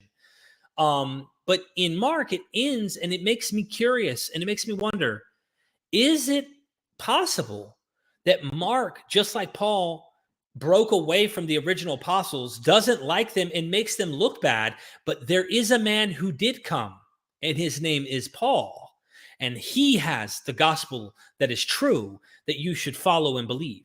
I think it's possible that Mark is a Pauline gospel, and I'm not saying he knew Paul personally. I'm saying he knows Paul's theology. He may have been someone who was in a Pauline church, or at least knows and is aware of Paul. That's my thoughts. Because Paul's not pro-apostles. He is the great apostle. Yeah. And you know, there is a great difference between him and the apostles in Jerusalem when he goes and meets with James and Peter, and he doesn't like them at all. And he even, you know, they agree with him that he's going to teach Christianity preach Christianity or preach the gospel to the Gentiles. Right. And they don't want him to impress the Jews. So do we have a problem here? Because I think the idea of Paul and many other, you know, authors think that, and scholars think that Paul's notion of Jesus is something entirely different from the notion of Jesus that James and Peter had, the people who personally knew him. So where do we stand here? Do we think that maybe there was a real Jesus who James and Peter knew, but Paul brought in his own idea and he corrupted that Jesus in some way? Can we speculate on this? It's tough, man. It's really tough. I think Paul has a very pretty simple gospel to follow, and I think that's what he's trying to defend himself in Galatians. I did not receive this from man, or another way of putting it is, this is what he says. I'm not interested in, I think what Paul's trying to say, and I just recently came to this thought process in this way. Paul is being accused by these people who are in the Galatian church that are telling his audience, you need to circumcise. You need to follow the law. Circumcision was the point where they had this kind of fight was going on. Yep. You need to obey law and Christ. Paul doesn't like this. And he's being accused of trying to please men. They think that his simple gospel, oh, you don't have to keep kosher. You don't have to obey Sabbath. You don't have to circumcise. You don't have to do all these things. Oh, you're just doing that to appease these men, and you're not really obeying God. And then he has to convince them, no, I did not go to men. I did not try to appease men. I went to Arabia, to the desert, and I went straight to God. And I got this stuff from God, not from men. And I know that what my message is true. Anyone who teaches another gospel than the one I'm teaching, let them be cursed. And then he says it twice. So in Greek, anytime you want to really make a point, you repeat it. And he says, he'll say, verily, verily. That means listen up, listen up. I'm about to tell you something. Or he says again, I say, anyone who teaches another gospel than the one I've taught, let them be anathema, accursed. Let them be accursed. And this isn't like today where we would it is, and it's more than this. Today we go, man, curse you, or like, I hate you, or like whatever. We're mad at somebody. In those days, they believed in demons and spirits and they believe in curses. Curses. So he's really cursing people. And like, he thinks there's power in cursing these people teaching other gospels. So it's not just like, hey, screw those guys. It's much more. It's deeper than that. He's saying, I hope that they suffer. I hope that they go through misery in life. Like, he hates them for teaching another gospel to his audience. He goes so far to say, cut off your dick in chapter 5. He's so And he mad, even like, just says cut that the whole thing off, you know? I am your father. No one else is your father. I am your father. He says that. Yes. Yes. And so what do you think who might have the greatest influence on how Jesus is conceived today among all the all the writers Paul among starts it. Paul starts it. I think, well, that's a difficult, complex issue to really nail down. no, but I'm Paul is saying among all the New Testament writers, not outside, just among the New Testament writers. I would say Paul obviously was like one of the most influentials that we have, that we know. We don't know if there were any other ones that were that impactful. He talks about, I am of Paul, I am of Apollos, I am of Christ, I am of, what does that even mean? There's other factions. I think that as far as New Testament literature goes, Paul's a catalyst. He's a huge catalyst in that direction. So I would say probably Paul, but I wouldn't put everything on him, because in his letters, he mentions what scholars call earlier Christologies and earlier traditions about Jesus. When he writes the book of Romans, he's writing to the Roman church. He's never been to the Roman church. So he's writing a letter to a church he doesn't even know, but he knows from someone somehow that they're already people who believe in Christ. And in that very beginning of Romans chapter 1, verse 3 and 4, he says, in other words, in a tradition, that Jesus became the Son of God at his resurrection. Now, you remember what we talked about in the Gospel of Mark. Jesus became adopted as a Son of God because after he gets baptized. And in Matthew, it's at his birth. And in John, it's from the creation of the world forever. So we have a progression. Paul says once he rose again after he died, he became Son of God. Yeah, this is what Paul alludes to. If we read Paul carefully, then we come to learn he doesn't believe that Jesus was Son of God in his life, but rather after resurrection, he was at that point. That may explain why he doesn't really care that much about the life of Jesus in his teachings, because it's the death and the power of Christ seated at the right hand, if you will, or the one that is ascended. That's who really matters. And that, no matter if you think there was a Jesus or wasn't a Jesus, it doesn't matter. If you're somebody who doesn't believe in this, we should all agree that is the stuff that is in our heads. That is the fiction that we tell ourselves. He is really in heaven and he reigns, and that is the belief. But whether there was a guy or not, that's the debate a lot of people have. So you have progression. Just real quick, after he resurrects, he becomes Son of God. After he's baptized, he becomes Son of God. Oh, he's Son of God at birth, virgin birth. Then it's eternity past. He is the Logos. He is forever. And Paul hints at this Christology, and this is a very primitive, early Christology that may be one of the earliest ones that may have been taught by the apostles, the other apostles. But in Paul, in Philippians, there's a debate. There's a debate on this.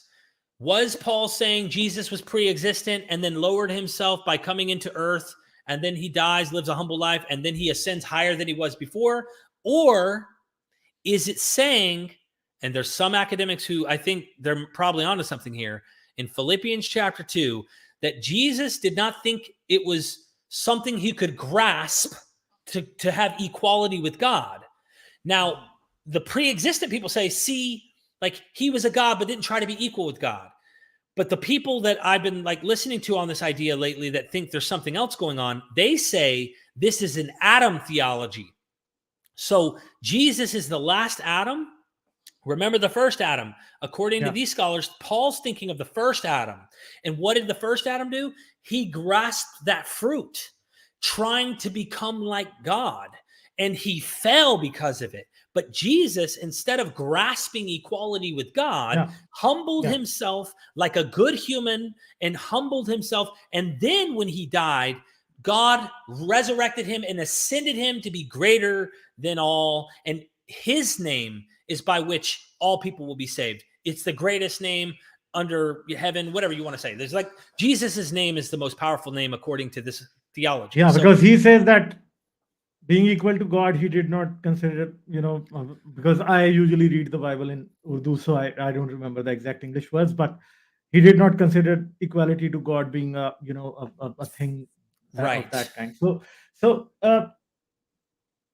but one last thing, because we are at the end, how did Aristotle's logos become a concept to these Jewish people? You have Mhm. explained it, but still, because you talked about logos, and I want you to explain a little bit more here. Yeah. How did he come into this Jewish worldview, Jewish religious worldview? How did logos was important from there, and it became so important in the Christian theology that So, what do you think This is about that? super complicated to get into, and it's a complex matter that honestly I would want to refresh my memory and reread some of the material that goes into this. But wisdom and Sophia in Greek oftentimes attribute itself to the logos. Logos would be synonymous oftentimes with this, but in Jewish literature, you see this in Philo. And Philo's a Hellenistic Jew in Alexandria, Egypt, and he's using the logos as an idea. This is obviously something that if you go into earlier Hebrew literature, wisdom, the beauty, and it's a feminine pronoun. It always talks about her, she, Yeah, and definitely. this is also what we kind of see with this Holy Spirit. There are feminine neutral pronouns for the Holy Spirit, Holy Ghost. And some people wonder, like, is the Logos the spirit that is somehow engaging and teaching? It's the teacher. It's the word. The word is word, literally. So it's a very complex matter, and if I try to even get into it, I'm going to butcher No. and probably miss. Okay. Yeah, Yeah. but that logos term gets incorporated under Hellenism, and Yeah. Jews start to use it, and of course, Jesus is the logos Yeah. in Jesus the is the Gospel of Lord. John. So it's theology. Okay, so Nuria has asked a question. Yeah, It's a good to little see bit her. off the topic. Beautiful infidels, sorry, off the topic, but Derek, can you shed any light on Lilith? Lilith. She precedes Eve, but is hardly ever talked about. Curious as to why. Yeah. Yeah, Lilith. So Oh, Lilith has come because a feminist has talked about Lilith here. So yeah, yeah. there's a tradition. So there's a Mhm. tradition, and it's obviously not found in like our Christian tradition that we're used to, Yeah. but it's also not only a Hebrew or a Judaic mythology, but it's also a Mesopotamian. So you could find its roots in Mesopotamia where these stories come in. It's usually something you find in the Garden of Adam and Eve, Yeah. where the story goes something like Lilith was the first wife of Adam. I'm not sure how she's created. I think she's created equally like Adam. Like Yeah. Adam's made from dirt, so is she. He is. And this is some, later traditions want to say this is why Eve had to be made from Adam's side. So she came from man, not so she doesn't butt against him. Yeah. Because in the story, it's kind of a funny story, but it's like Adam and her, they go to have sex, and he's like, hey, I'm on top, you're on bottom. And she's not Yeah. having. She's like, Yeah. She's like, no, no. I'm on top. I'm riding you, and you are not going to be on top. And then he's like, I don't like her. She did not listen. So he banishes her, or she leaves, and God ends up making her a demon. So Lilith ends up becoming this demon where it's only till recently in science that we know why little infants die. Like what is SIDS? We haven't really understood like why do little babies they die, and like you don't know why. And the myth, the legend goes that Lilith, Adam's first wife, the mother of all humanity, she envies humanity. She's a demon, and she comes at nighttime, and she sucks the breath of life out of kids at the infancy. So they always blame this demon for doing that. She takes the life away from these infants, and they kind of created a legend, right? Like, why do children die? They didn't know why. They think it's a spirit or a Yeah. demon or something, that did it. And this is a later legend, by the way. This is not something that is like early. This Yeah. is stuff that I wanted to mention one more thing. Someone asked about the early years of Jesus. in this. Uh-huh. This ties into my point about later legend in Nuria's super chat. You know that they're inventing things because you remember the three wise men? Yeah. Yeah. Well, there weren't really three. The Bible just says there are three gifts. It doesn't tell you how many men in the New Testament. But the legend goes later, well, there's three men because there's three gifts and each brought a gift. So therefore we say three men. That's not what the text says. That's tradition, but it gets even better. What were their names? They don't tell you. But in the early church, they give them names. They start adding names to people that weren't even there, that we don't know who these people were. They make them have names to build upon. They add tradition. They add narratives, all of that. So it's really fun to see how humans invent things. And I think that's why we invent the story of the life of Jesus and his early years. And then later on, when he was gone, he went to Egypt and he learned all the mysteries of all of the cults. And he learned all the wisdom of all of them. That's how he learned his powers to heal the blind and the dead. And he learned all this magic in Egypt. Or he went to India and he, taught the sages, or he learned from, he learned from the Buddhist and the like, you name it. And it's all that. There's even stories that he survived the crucifixion. That's a whole nother thing. Like, and there is a sect of Islam that is basically invented in Pakistan and India. They are known as the Ahmadis or the Qadianis. They believe that he came to Kashmir in India and Pakistan, and he's buried there. They even believe that there is a tomb that they say that this is Jesus' burial place.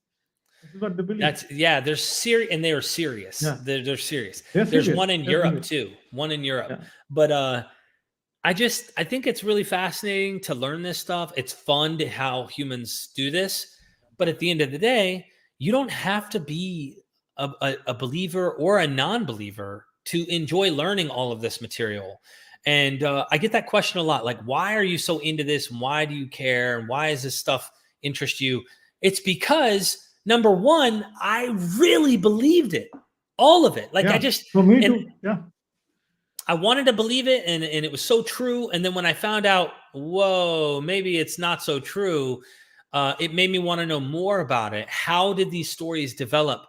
Why did people make these things up? And how come this is something that we think is true, but around the context of Jesus, there were other figures like Apollonius of Tyana, or other figures that you might, compare him to, like the Caesars. And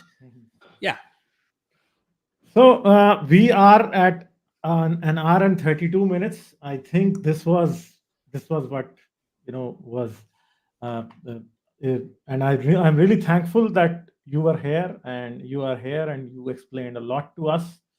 And it has been really, there are hardly any ex-Christ or the people who have left Christianity that I know from Pakistan. There are only a very few. And it was really, I really enjoyed talking to you, and there are a lot of things that I learned from you, and I'll definitely read a few books that you even mentioned there. And I'm looking forward to that course by Dr. Barterman that you are going to inform us about. The other virgin births. It's a really, really enlightening discussion. And I also do criticize Islam from the historical perspective a lot. And people don't understand it, that why I'm coming from that side, because I know that how the historical criticism goes against Christianity and how effective it is. So, reading Patricia Crone and Tom Holland and Yehuda Di Nevo and all of these people, Ibn Barak and John Wansbrough. So this historical criticism, the kind that and the textual criticism that is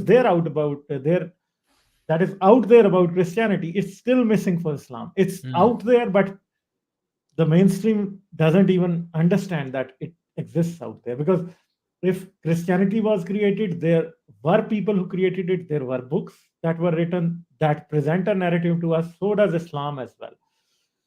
So, Derek, there is a whole thing going on in the Muslim world right now, and people are changing. Internet is the first, still I have to wear a mask because I'm not safe, because there are people who would be willing to kill me because we are criticizing Islam. And at least the Christian world has come to that point, and I hope it never gets reversed, that people do listen to criticism and they are not going to kill you for that. And I hope that that happens in my country as well, in Pakistan as well. And I wish you all the best. I learn a lot from your channel. I do learn listen to the videos that you keep on creating. And guys, I put Derek's channel's link here in the description. So, and I'm going to show you once again. And I'll encourage you to go and subscribe to him, and you are going to learn a lot from him, and you are going to especially understand a few things from the Jewish and Christian perspective that have been borrowed by Islam. Today we talked a lot about Christianity, but somewhere in between you would see the Islamic stance also, because in between some of the alternate versions that of Christianity that were there, Islam adopted those. So Derek, would you like to say any quick words in the end? If you're interested in checking out a few of my Islamic critical videos, well, there's one right there, the Islamic Jesus on the right there. That's with Bart Ehrman. That's one right there I've done with him. So this one is the one that is there's many others. True Muslims have correct version of Jesus with Dr. Bart Ehrman. And Dr. Bart Ehrman, I would like you to tell about this video. Bart Ehrman, he's his New Testament scholar. He's all about trying to figure out the historical Jesus. And there's one thing without a doubt that he is convinced is that Jesus actually died and was crucified. And no other way around it, right? And whether you think he existed or didn't, even according to the story, he died, he was crucified. There's only later legends that had developed within the Gnostic world and with the Docetics. We call it the Gnostic world, but like people who are called Docetists that argue that Jesus didn't actually die. It was a trick. It looked like he died. Now, this was developed because he becomes God in later tradition, and you can't have God die. But in the 7th century, this debate is still going on. Now, we don't get into all of those details here, but I've talked to scholars and historians. I have other interviews, by the way. If you want, you can. I need to make a playlist specifically. Go back. I think I do have a playlist. Go to playlist. Do your playlist. Where? Okay. Does it say Islam Mythvision right there, up at the top? Yeah, so this is the playlist. Yeah. That you can see, was Makkah the holy city of Islam? I also discuss it a lot on my channel as well. Islam as others saw it. This is a book that I haven't had the chance to read. It's a brilliant, brilliant book. Yeah. I've read a few chapters of this one, and maybe you should go over this. Are you able to see this, or should I make it a little more bigger here? Oh, it's whatever, dude. It's fine. So I think now it's okay. Yeah. Yeah. But yeah, I have Peter von Sievers. I've interviewed Sean Anthony. I've interviewed a guy right there, Syriac Christians, the forgotten people of Islam, pointing out that Islam would not have conquered and would not have done what it did if they didn't use Christians and didn't have people help them. Like, they love to say how Islam and Allah made us, like the apologetic is, we did it and we conquered and nobody else has done that. Well, that's not necessarily true. Yeah. Christians helped them. There were Christians that weren't for Constantinople. There were Christians against Constantinople that Muslims united with to fight. But also, you can go to the Mongolians. They conquered more faster than Islam did.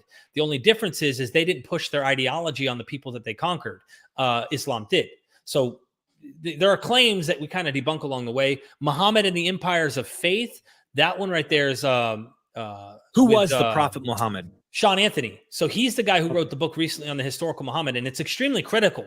Like, if you want to know, I have to read this one. I have to read this. If you have not read this, it is well worth reading, because he takes the same historical critical method that I just kind of described to you about in this video on Christianity in the New Testament. He does it on Islamic sources to try and find out, like, who was Muhammad? Was he a shepherd, as some Muslims will say, or was he someone who was what do you call that person who goes out and sells and barters, and a merchant? A vendor. They don't like merchants. They don't like the idea of a merchant, because then he has to haggle and swindle and like barter, and and lie a little to sell items, and they can't have Muhammad be that way. So he digs into the life of Muhammad, and even gets into some of the later stuff, the legends about the sleepers of Ephesus that we see, where they go to sleep in the cave, they wake up hundreds of years later, and the whole world is Surah Islamic. Kahf in Quran. Yeah, these Chapter are legends. Yeah. These are not this is not history. This is not true in the literal sense. We need to teach people that. So at least if they want to understand it, they could say, you know, this is a legend that Islam is bringing to the table to say we are making the world Islamic. Whereas the Christians did the same thing. The monks go to sleep in the cave in Ephesus. They wake up, and what do you see? The world is Christian now. It's just another legend. And I want people to be educated to understand. What else do we have there? Oh, you'd have to scroll down. Tell me about this video as well. The Syriac Christians, the forgotten. Did early Islam look? So that's the one that I did with Islamic scholar. Was it Michael? What's his name? I can't remember his last name.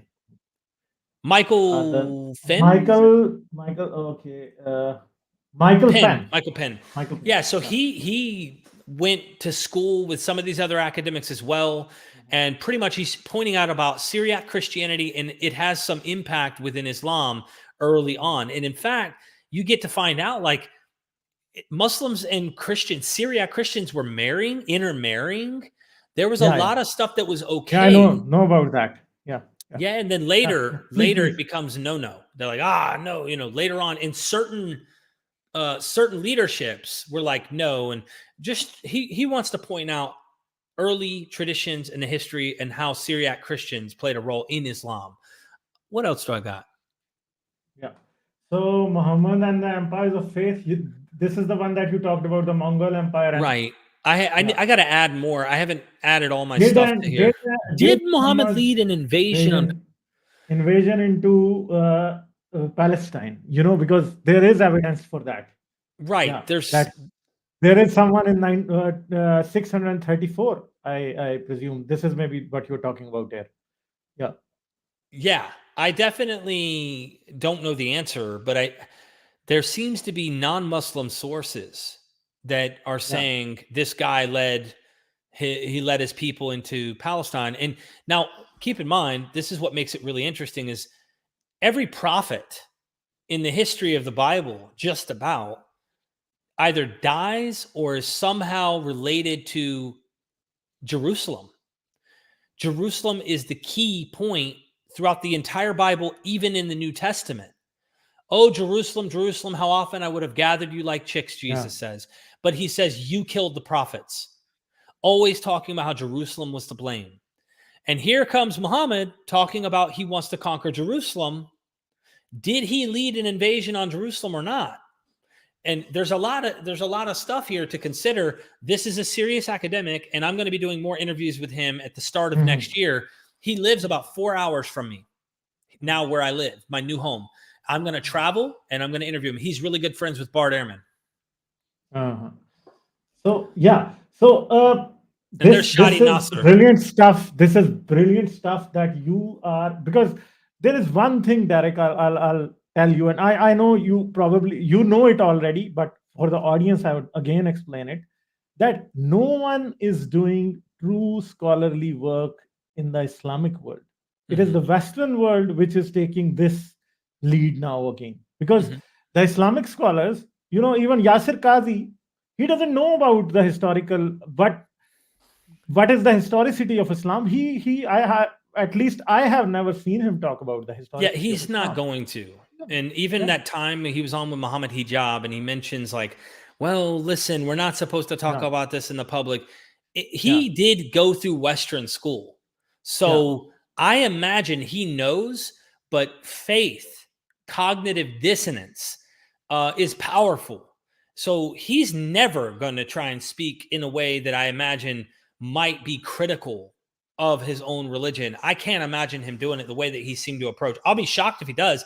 I'd love for him to prove me wrong, but it's the Western scholars that typically are taking a historical methodology and are really just trying to say, hey, we can't trust that. We can trust this. We can't trust that. We can trust this. Whereas most Muslims are like, well, there's certain traditions that they don't agree with, and they would say, well, we already don't agree with that hadith, or these are later traditions, or we don't, this is not a verifiable or trustworthy chain in the link. We don't go with them. And then some of them do. And people like Sean Anthony, people like many of these academics, Robert Hoyland, like you talked about, Patricia Crone and others, they say you can't really trust any of the biography or the tradition that comes later. That doesn't mean, it's like me talking about the New Testament. You can't trust what really or really didn't happen in all of these situations. But if we use a careful methodology, we can figure out something, and we can come to some conclusions, but we don't know. We can't be so confident. So when a person of faith tells you, we know, and Gabriel gave all of this information to Muhammad, it's like, oh, I'm sorry. You don't do that with all of the other religions. You do that with yours. So, but Derek, what is interesting is, like, it takes a lot of human ingenuity to create a religion, and the Christian religion was created by human beings. And it is interesting to learn why they created it, how they created it, maybe what was the reason behind it. And it's a pity. It's such a sad thing that we know nothing about Islam in that way. It's now only the few things are coming out, and because of the efforts of the Western scholars, the archaeological work is not allowed to be done in the Islamic world where Islam originated. And that's such a sorry state of affairs right now. Mm-hmm. And, the fascination in talking to you and the way you explain how Christianity was born, where Christ came from, like who probably he was, who were the apostles. We don't know these things about Islam. We don't even know that if Quran was written by Prophet Muhammad, or if there were more than one authors, and who was the one there. Yeah. So the people you are bringing on your podcast about Islam, I think everyone should listen to them, because as ex-Muslims or as atheists, we want to learn that how Islam also came. I want to know. I said that at the outset. I came into this wanting to know what I wanted to know, and I say this out loud. I want to know where the thumbprint, where are the human thumbprints? And you have to imagine, in a critical world that we live in today, that is out to use a scientific method where we want to figure things out. No wonder they don't want to do archaeology. They have enough. Their story is all they want. And if they found something contrary to their story, that's not what they want to find. They automatically believe their story's true. And this is why they're not doing digs right there in Saudi Arabia. They're not doing digs right here where everybody goes to worship and take the pilgrimage and whatnot. I talked to Robert Hoyland in one of these videos about that. And I said, look, I have read one of his books. Yeah. I said, why aren't they doing the digs here? And he goes, they already have their conclusion. You don't need to discover.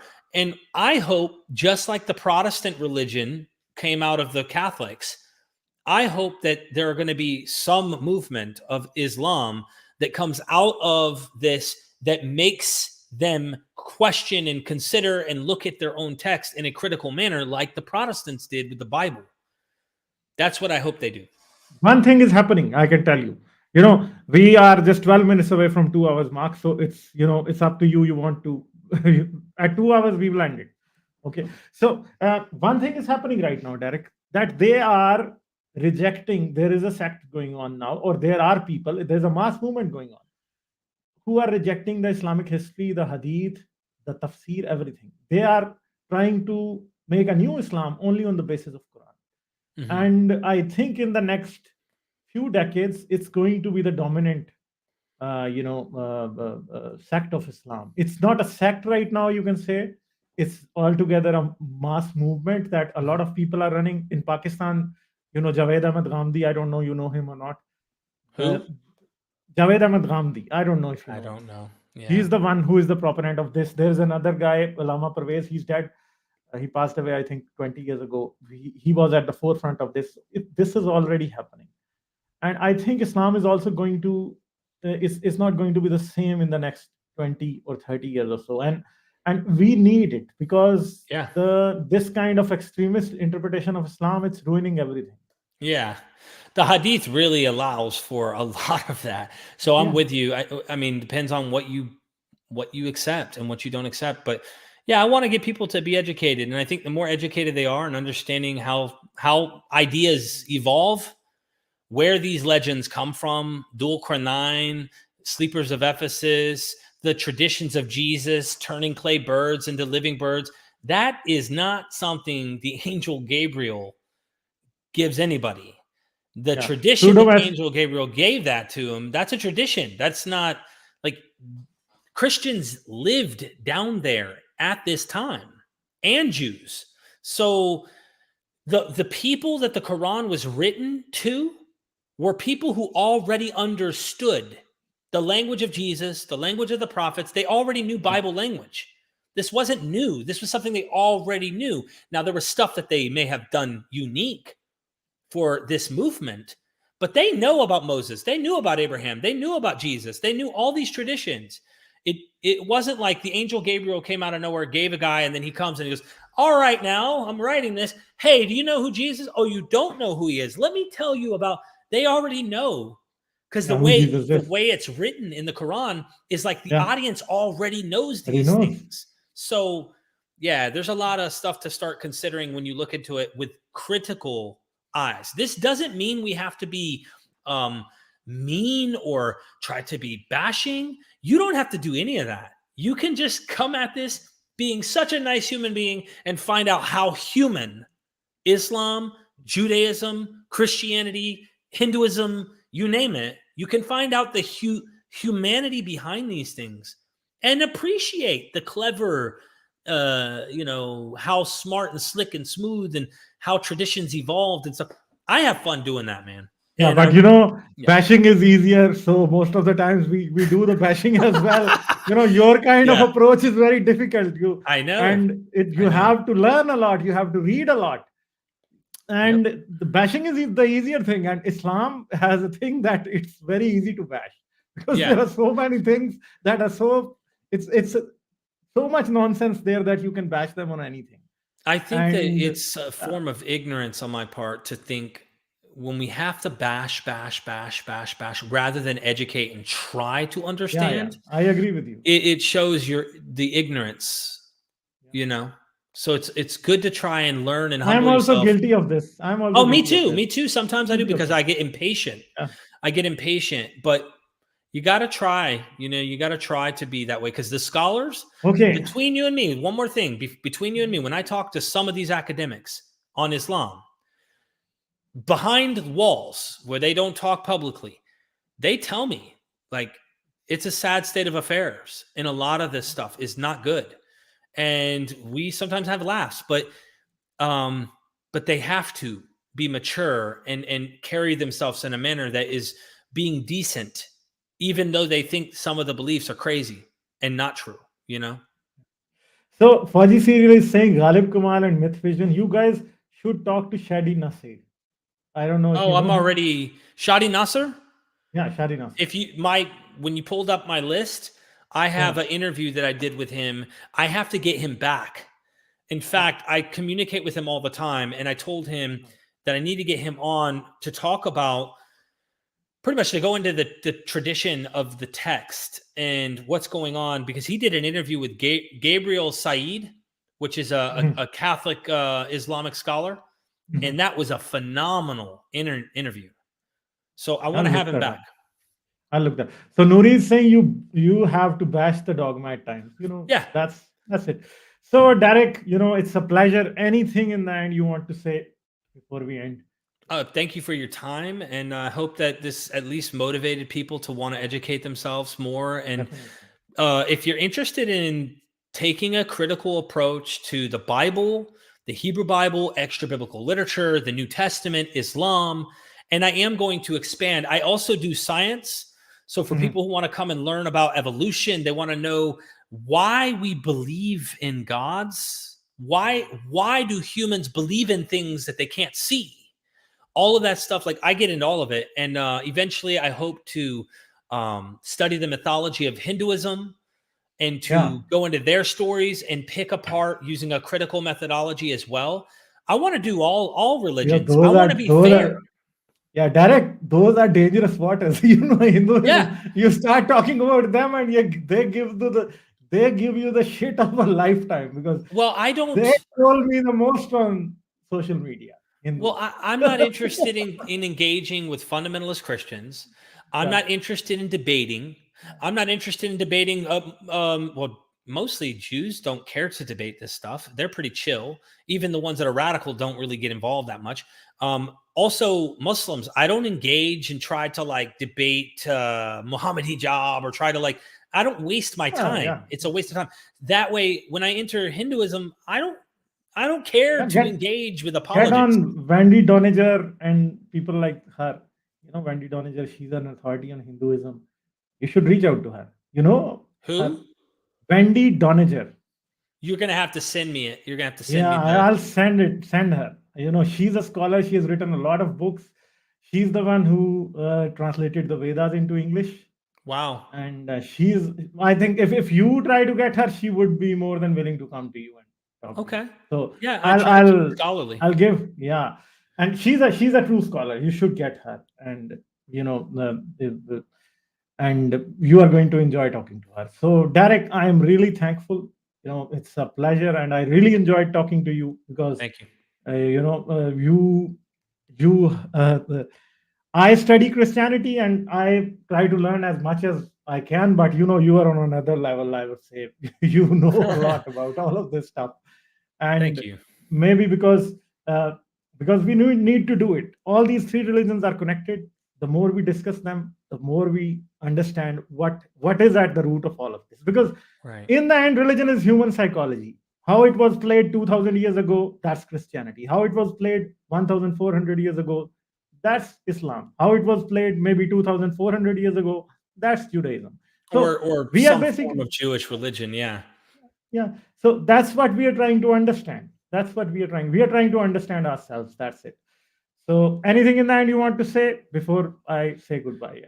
Again, check out Mythvision. Sure. I also have courses. So if you want to educate yourself, I'm already selling courses.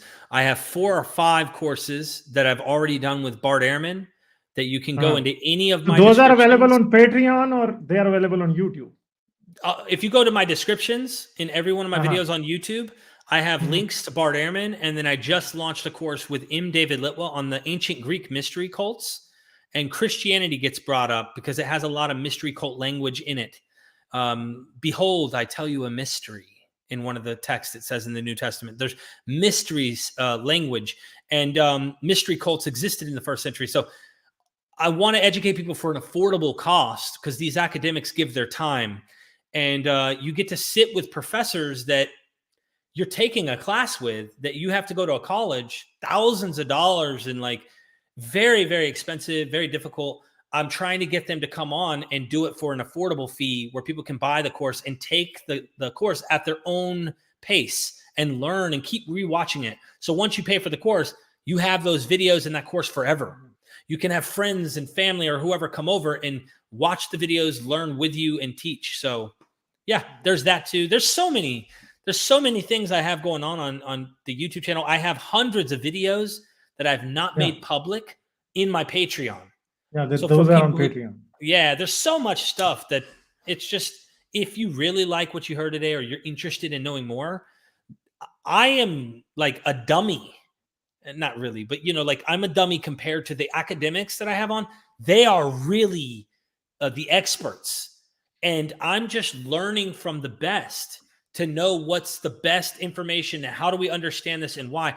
And they read the languages, they know the text, they know the manuscript tradition, they know what text said this in the original manuscripts, there is no original, but the closer to the oldest manuscripts, and then later traditions. And I'm all over this. I love learning this stuff, and I hope you do too. Yeah. So Haris is saying hi. So guys, this is it. I'd really like to thank Tarek and the audience for watching here, and hopefully check out his channel. And Derek, maybe sometime later when you have time, I'll definitely love to have you again when you have time. That's up to you. So I'll Absolutely. really thank you. I'll really thank you for the education that you gave to us. This is free education, and a lot of people are going to learn a lot from it. And I hope people do get build some interest into it and try to explore it, all of it on their own. So thank you, people, for watching, and hopefully we are going to see you again. Yeah. Thanks a lot. Okay.